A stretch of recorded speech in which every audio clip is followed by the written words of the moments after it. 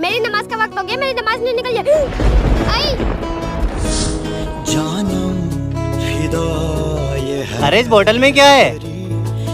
या अली अली अली अरे वाह, खजाने का नक्शा।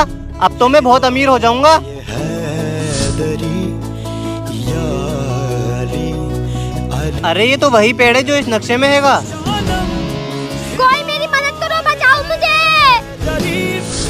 अरे बेटा, तुम यहाँ इस गड्ढे में क्या कर रहे हो? भाई मुझे बचा लो, मैं यहाँ गिर गया। चल बेटा, मेरा हाथ पकड़।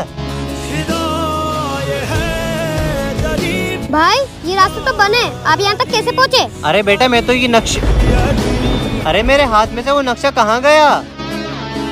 अल्लाह, मैं तो अपने घर से नमाज पढ़ने के लिए निकला था, तू ही कुछ मदद फरमा।